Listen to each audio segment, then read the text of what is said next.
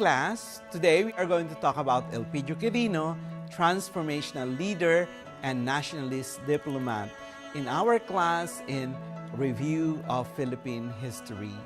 For our course-intended learning outcomes, the first thing that you have to bear in mind is that you are expected to identify the sterling qualities of Elpidio Quirino as public servant and diplomat by researching from available sources, whether this be in print, audio, video, performance, or electronic mail, regarding pieces of information about the man, his life, and also his works. And then, you are also expected to reflect on Quirino's concept of transformational leadership and nationalist diplomacy by writing an editorial essay on Elpidio Quirino, the long-forgotten Filipino diplomat and statesman. And lastly, you are expected to design and execute a pop-up picture book on the life of Elpidio Quirino after listening attentively and participating actively in the discussion.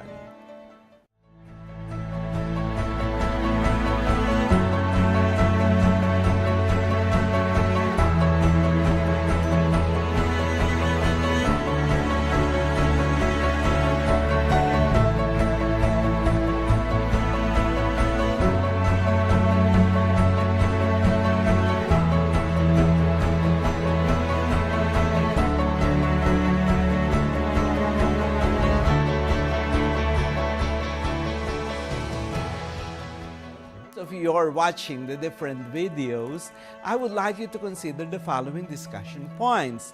Like, for example, what was vegan like during the time of Elpidio Quirino?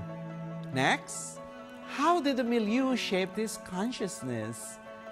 And lastly, what role did his family play when he was young in relation to the formation of a future president?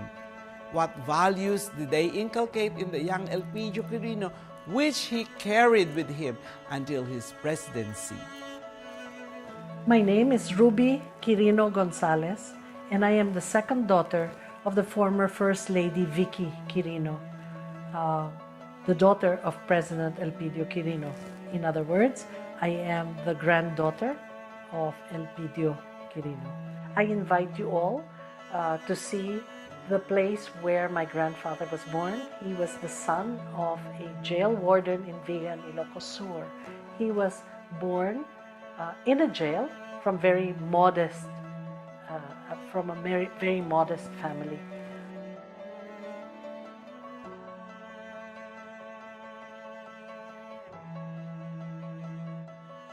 Vigan was like any other town in the Philippines na nag-arise siya from the wrath of the war. No? Siyempre, sira-sira lahat, unstable yung kanyang economy, just like any war-torn community. And Vigan was very lucky. Hindi lang Vigan, kundi entire Ilocos Sur. Kasi somebody like Apo Pijong or President Elpidio Quirino was there sa national government. Naging presidente pa. Because Vigan was a trading town dati kasi the Chinese were very prominent here. So, alam ko tuloy pa rin naman yung kalakalan during that time.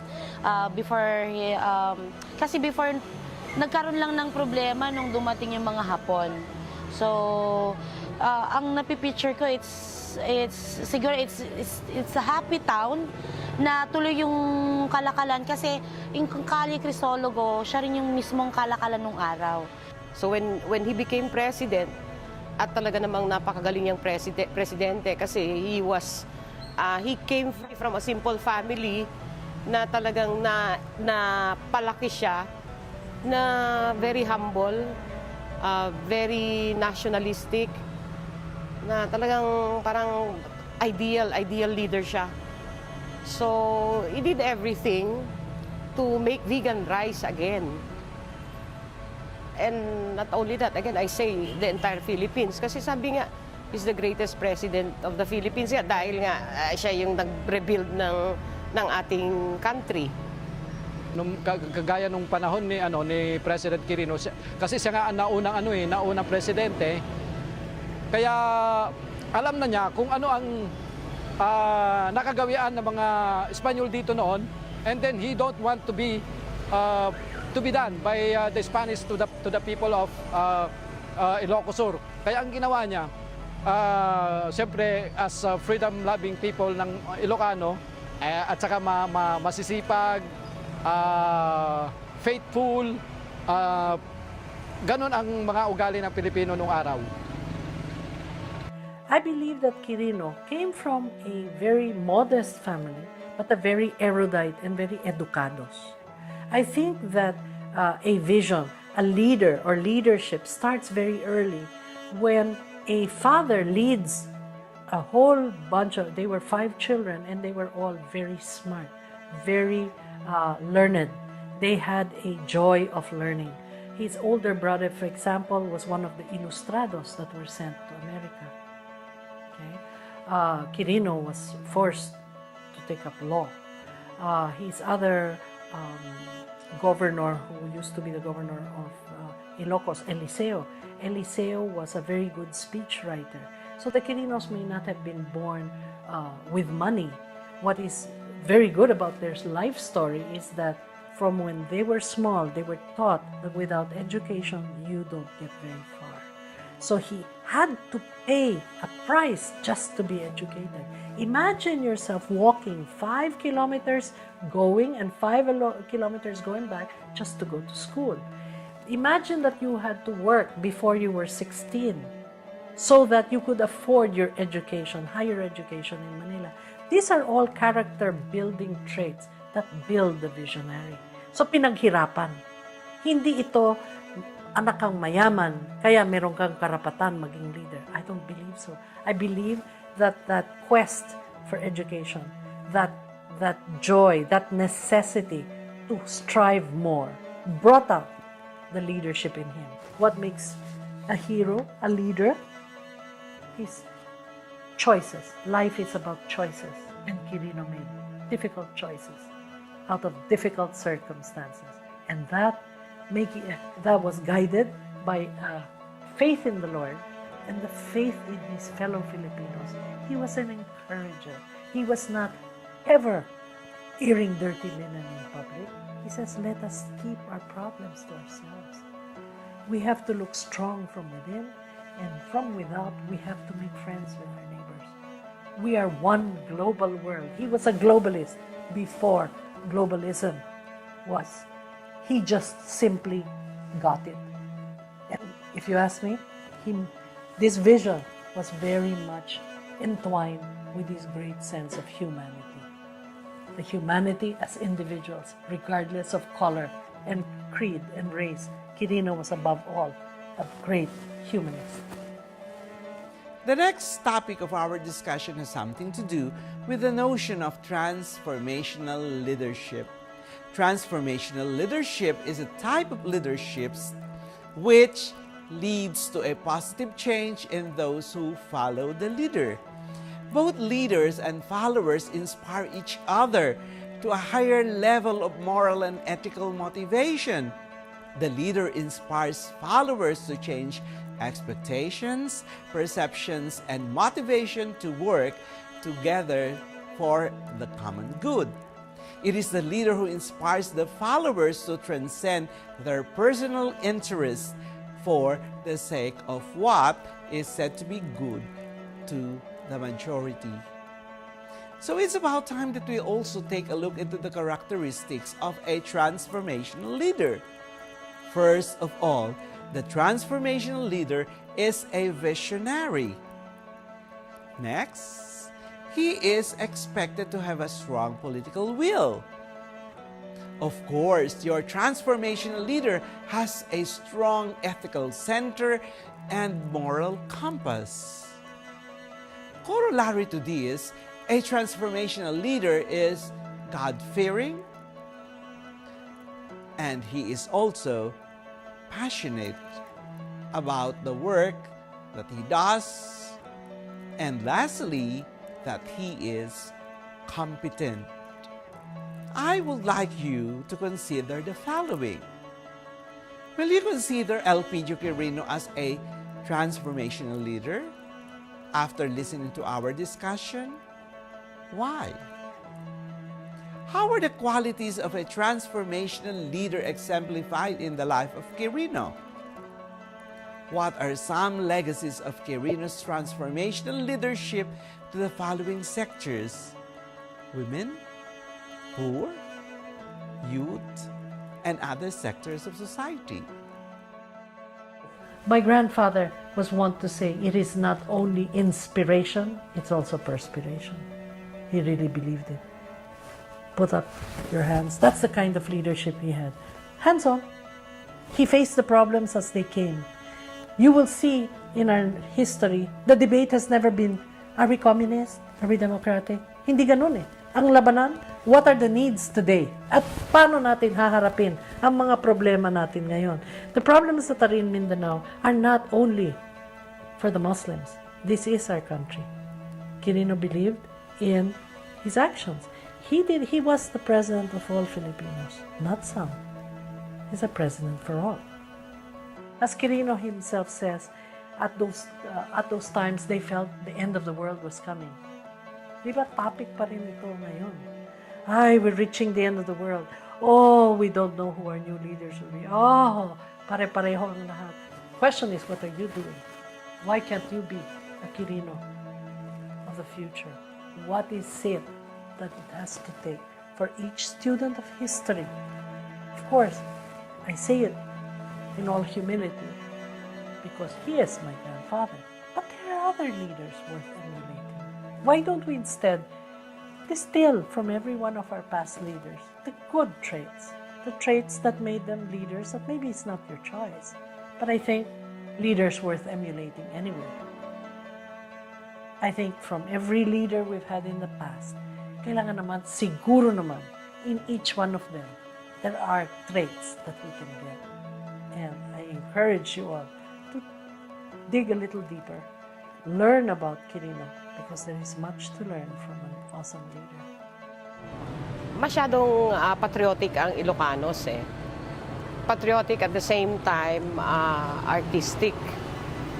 So, kung kahit hanggang ngayon, you will manifested ito dun sa love nila for their heritage.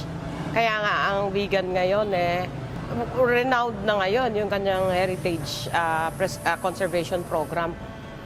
And then yung innate yata yung pagka-artistic ng Bigueños kasi we have produced so many popular painters.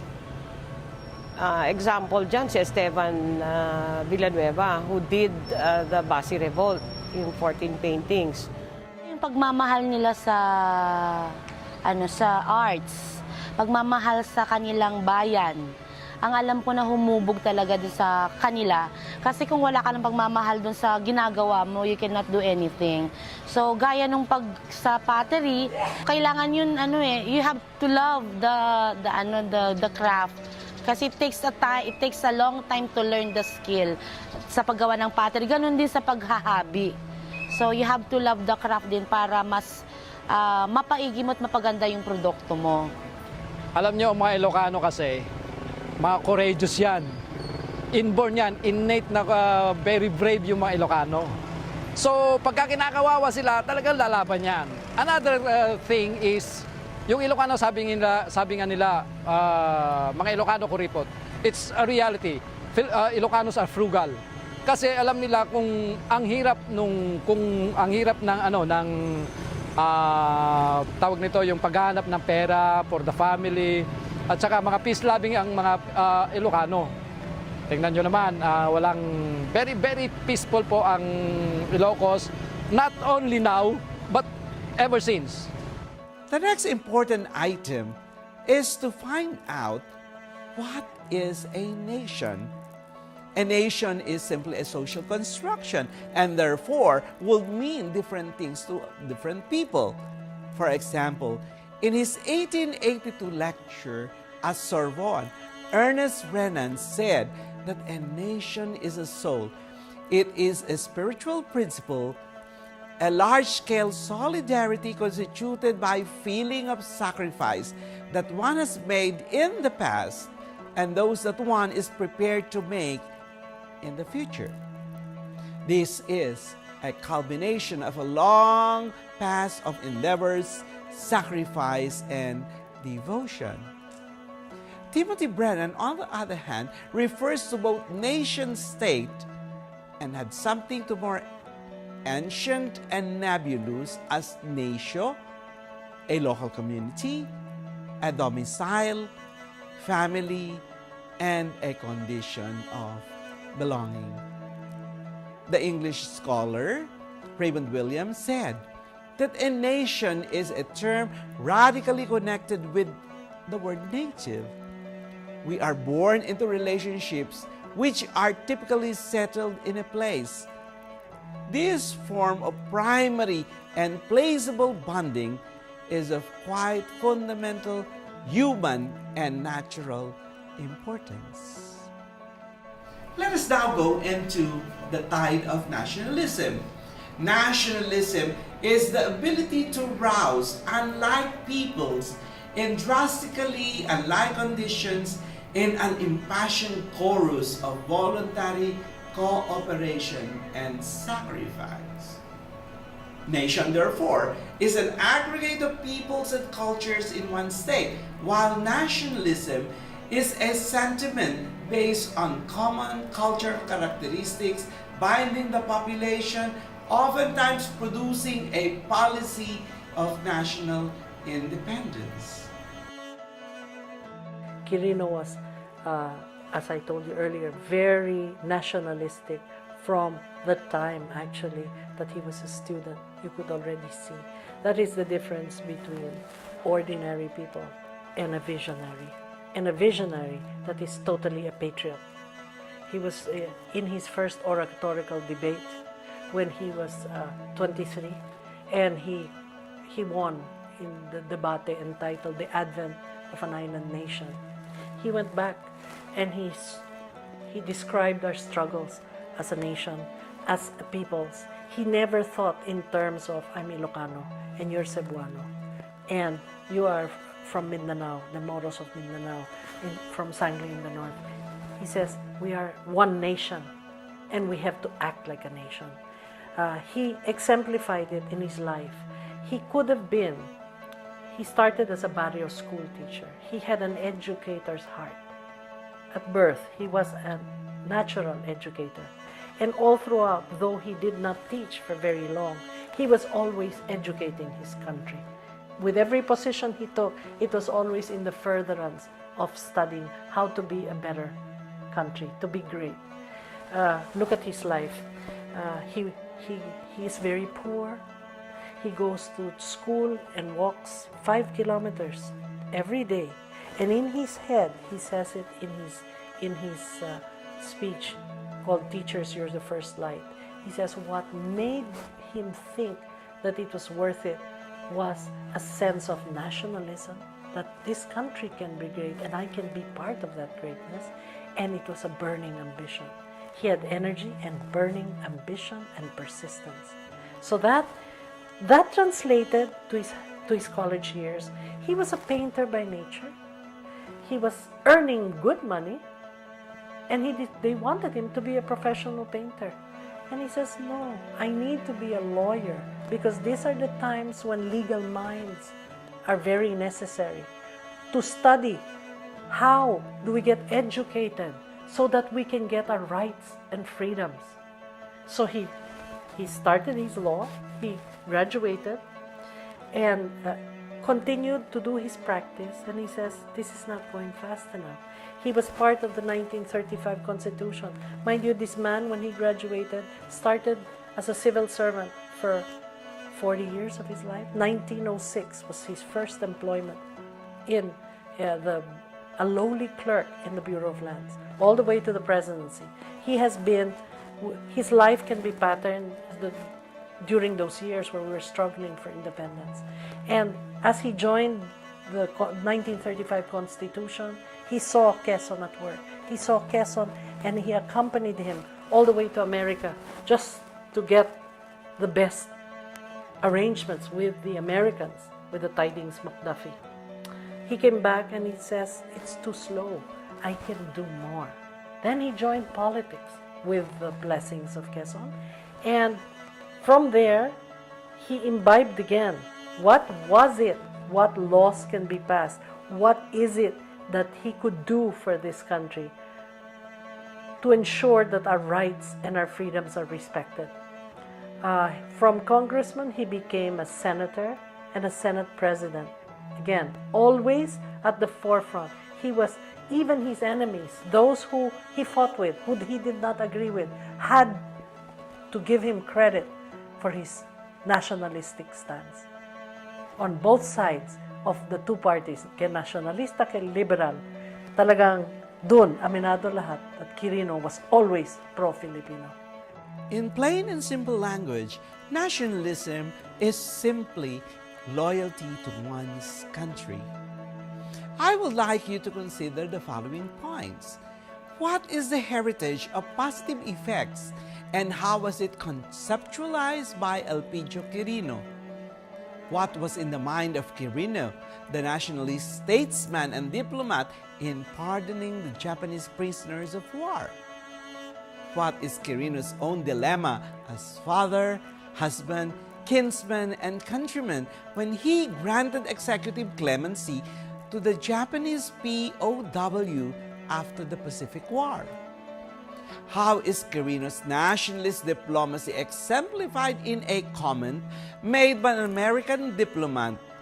The trouble with Quirino is that he is taking Philippines' independence seriously.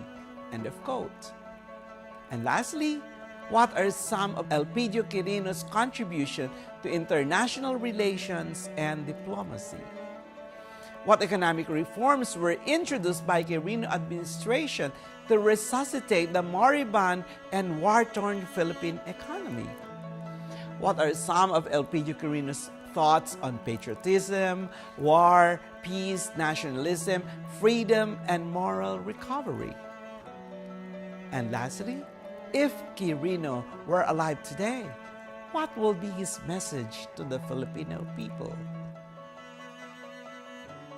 As Quirino says during his last radio chat, his 60-second radio chat, he never failed, even once, regardless of his state of health or whether he is in this country or abroad.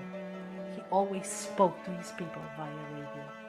And the most inspiring one was his last one, where he says, I leave you a heritage of positive facts. He chose to dwell on the positive, not on the negative. The cup is always half full, not half empty. Any leader today knows it is a lonely and steep climb to the top. You have few friends, few real friends that surround leaders of today as they were lonely years back. That is the sacrifice a leader makes for his country. The message to the youth, the message that Quirino expounded. All these threats, all these end of the world, doomsday scenarios are of no use. He says, I yield to the notion that our country and the world will be here for some time yet. They will survive all of us for what we do or what we fail to do. Both will survive. And there will be no lack of problems and new challenges for the minds of the generations to come. But this he knows, that the world is crying to be saved. Many more, inspired by the authentic Savior, Jesus Christ himself, will arise to take up the cue. And I dare say that we, as a God-fearing and God-loving country, will survive, despite any other threats or insecurities that one may feel. Quirino left and gave his best for this country. He never regretted it a day in his life. And I think our leaders that are on this lonely path, that seemingly you are alone in a big ocean of problems, take heed from a positive president who could always rise above any personal anguish or any criticisms that were laid through him for the benefit of the country that he loved. At this moment, when he pardoned the Japanese prisoners of war, I believe that Quirino put his personal feelings way above. He loved his country so much that he could afford to put aside any hatred, any regrets that would hinder the country from healing. I told you that one of his biggest was to be the father of a nation, a grieving nation, a nation totally devastated by war, bitter, factious, very splintered, hopeless, fearing the communistic wave coming from China. We were threatened from outside. We were bickering inside. And this man stood firm and says, we better put this to the side. As he forgave the Japanese, he said very simply from his sickbed in Baltimore, Maryland, in 1953, he says, I should be the last one to forgive the Japanese, for they took my wife and my 3 children. However, I do not want my children and my nation to inherit from me a hatred for a country that may yet be critical to our future. Now there is where you see the visionary. There is where you see a man that is full of love for a country that he is willing to forgo. You ask me the question, how do you know it? Because he walked his talk. Hindi lang pang politika. He was running an election. He was losing. That is not something that you do. He never had it passed because it would never pass in Congress. He never presented to the Senate. But as an executive, as the top executive of the land, he provided clemency. That is a real man. And subsequently, my mother, her only surviving brother, not one of the Quirino family ever had any bias towards the Japanese. His family at least, felt that he was way too idealistic, that he could have been a little more practical, that he shouldn't have gone for the impossible dream. Because his own brother, in the preface to his book, says, my brother loved this country with the love of the unrequited. Even then, they did not give him the due respect for having such lofty ideas. The trouble with Quirino is that he takes this independence thing too seriously. That was meant as an insult, but this day looking, for that being said, that proves the point. What a nationalist for you to say that trouble with Quirino is he was too much. He believed in this independence. He believed it, he fought for it, he lived for it. And to this day, we are a proud, independent nation, no matter what anybody says. So what do we learn? What did he say? He says, when they were talking in a speech in February 1948, he was still vice president. He wasn't even president. He says, he was talking to the veterans and those who suffered in the war. And he says, you know, you represent an important part of those heroic people. Every day, the man that gets up to work, the man that has to feed his children, that act that you do every day, you don't have to do magnificent things. Heroism is in the daily grind and the perseverance of getting up every day and putting food on our table. And then some. And then adding the sacrifice. He says, democracy as a way of life is to me the only way of life that is compatible with human dignity. And as we have proved time and again, that we step into the fray without arms, armed with a few bolos. Never underestimate, he says, the power of the bolo and a thinking mind. Furthermore, he says, you know, he was always about peace. He knew that the struggle of our people would continue, that the freedom came at a price. Yes, you're idealistic, but if it doesn't begin in the mind, you don't feel it in the heart, and definitely you will not move on it. He was a believer that in the end, war has terrible consequences. There are, in the final analysis, no victim. Human lives and human suffering are futile stakes. Neither the victor nor the vanquished profit by war. In the light of this fact, we must remember that the sleep of the heroic dead is never peaceful. The question he begged and answered, those who have paid the supreme sacrifice, the Quirinos, the Rojases, and all the presidents before them, and those who suffered in the war and died. The question that he asked, those who have paid the supreme sacrifice will want to know the answer from the living. What are we, the survivors, doing in the interest of peace? Lolo was always talking about peace, no matter what he felt. He says patriotism is not only written with heroic blood, it should be written with the mind and muscle. So, the message to the youth today, how do we create a better world, a better Philippines? Using the examples of the leaders such as Quirino, take it from his words, mankind cannot survive if it persists in provoking the causes which will mean its destruction. Whether we destroy our environment, whether we destroy our own leaders, whether we think that the government should do things for us, whereas each of us should be doing a little bit on our own. Quirino was, as vice president, even before he was president, had concurrent positions of the Secretary of Foreign Affairs and Secretary of Finance. As such, Quirino was very well versed in all these two critical government agencies. He is, aside from Apolinario Mabini, considered today as the father of foreign affairs.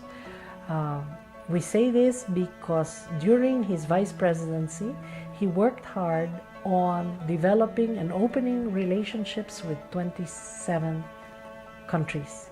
Aside from that, it is also at that time when Quirino sent Carlos P. Romulo to negotiate for us, to negotiate at the United Nations the statehood of Israel. There was a Palestine resolution recognizing Israel in 1948. Before that, 5 countries, and the Philippines was the last vote that gave them their statehood. Panama, Philippines, Denmark, Bolivia, and Czechoslovakia. And because of that, today we have excellent relationships with this country. That is to show you the sense of globalism and the sense of importance that Quirino led this country. He put our country on the map with 27 countries. Just put it in the perspective of time. There were no fax machines, there were no telephones, our cell phones, there was no social media. Imagine what it took to liaise even just mail, and telegrams were awfully expensive. It was quite an awesome job that he was able to accomplish during his vice presidency, and of course increase other diplomatic relations. As he became president, he invited all his neighbors. He had a very distinct sense of regional identity. There was a communist threat from mainland China, so he reached out to Chiang Kai-shek from Taiwan, Sukarno from Indonesia, Malaysia, and later on you would see that his gesture towards Japan consolidated the non-communist bloc, which was the precursor of Mafilindo during the time of Magsaysay, and later on ASEAN, what we call today. In 1950, he called the Baguio Conference. Again, these Asian countries participated, and what you call today APEC. This was very similar to what he did, the vision in 1950. He felt that this part of the world, regardless of our good relations with America, we had to have our Asian group as a regional bloc, which today is the most progressive in the world. That is vision. Quirino would take state visits upon assuming residency. He would take state visits. One such state visit saw him leaving the country in August and coming back in October, because in those days And at his age, it was not easy to travel. He went through, started in Europe. No, he actually started in America and went over a stopover. There were no direct flights. He went from Manila to Hawaii, Hawaii to San Francisco, San Francisco to Washington. He was negotiating. He was negotiating better terms, better trade agreements for us. You see, this was a president who not only had a diplomatic sense, but a very keen economic agenda. After that, he proceeded by ship. He went to visit Spain, to visit the Scandinavian countries. He visited Italy and come right back. Those were the days where you would take a long time to go from different countries. In each country, Quirino was immediately recognized. He was a very good speaker. He had a sense of globalism. He was very international. You would think that he was born for this position. He had to learn it. It was not something that he learned at home. He represented us very well. Not only was he a good diplomat, he was also an incredible, compassionate leader. Quirino's vision not only included lofty ideals. Quirino was an economist. When he set out his administration, he had pillars.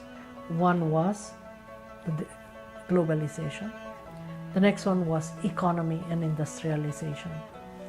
He saw right away that we needed food, so he set out for his rice and corn program. We had to learn to be more efficient and industrialize the way we did farming. Then he says if we were to bring more businesses and more industries, we needed a whole package, which he called the Economic Mobilization Program. In that program, he set up the first concern he had, which apparently we still have today, is energy. He saw then that if our country was to prosper, it was directly linked with our ability to produce energy. Okay, he set up the Maria Cristina Falls in 1949. When he approached America, he asked that this be included in the package that they did to help us, and they refused.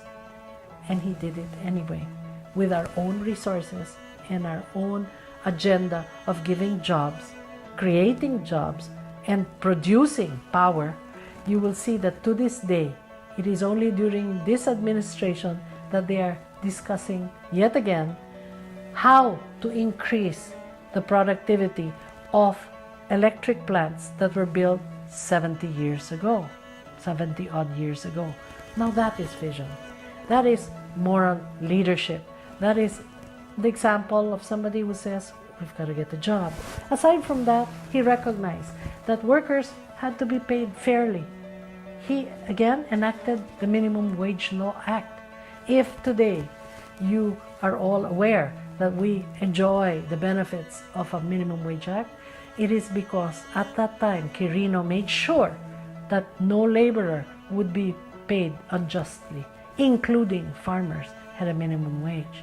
He also was the precursor with his social commission of the SSS.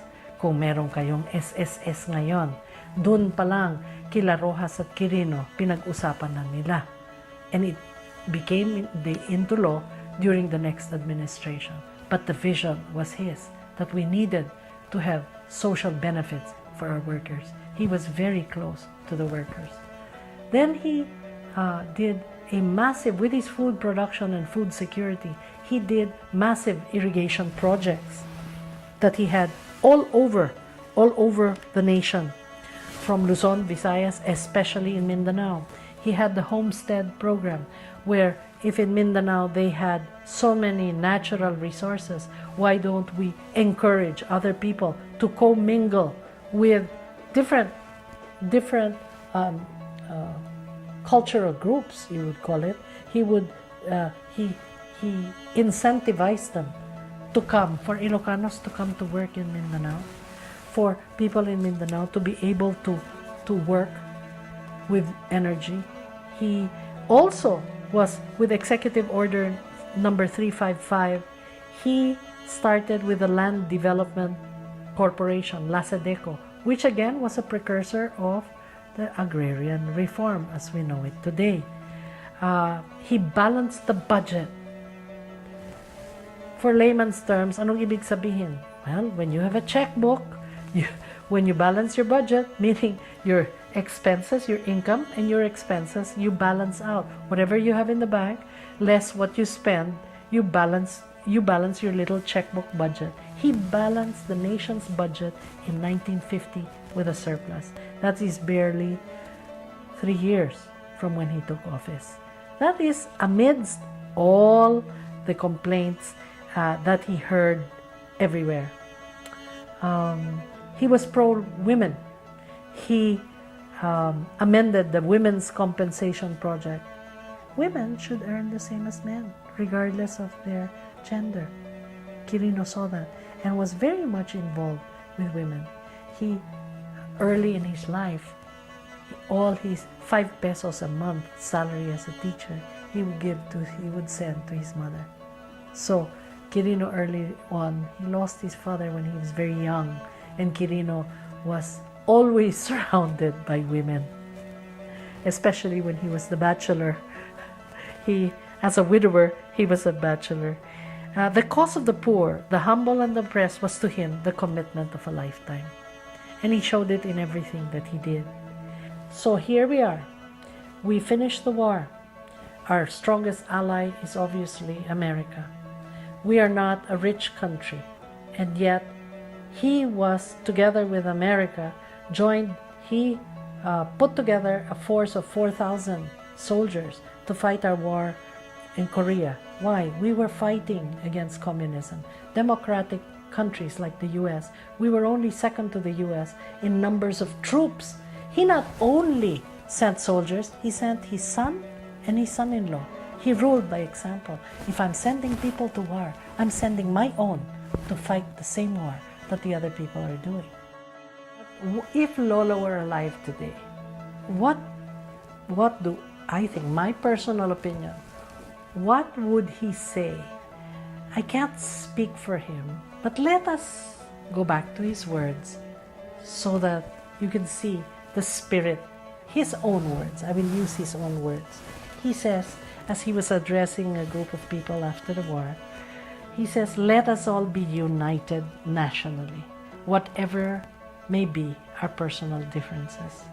Let us give our motherland every ounce of energy, strength, power, and intelligence that we possess. Let us all cooperate with the government we have put at the service of this country.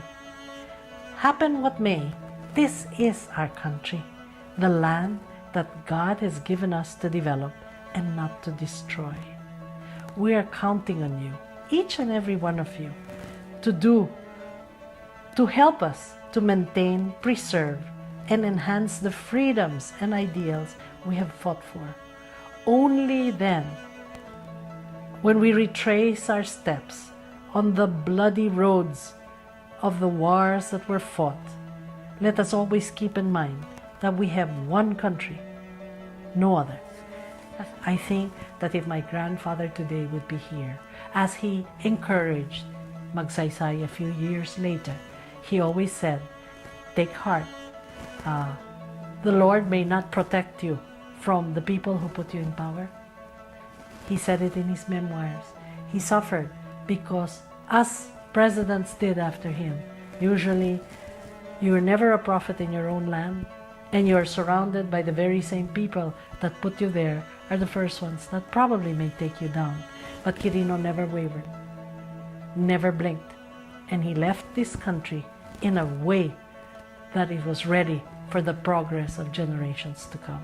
The lesson of Quirino was one of encouragement. The lesson of Quirino was be a man of peace, be a president for the whole country, not for some, but for all, regardless of creed, regardless of religion, regardless of gender. I think that Quirino was, above all, a truly Filipino leader.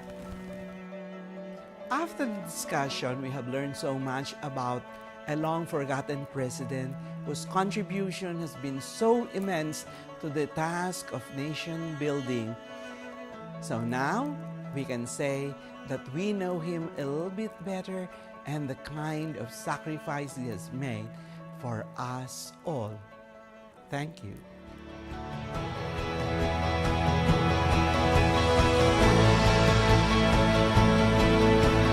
President and Vice President.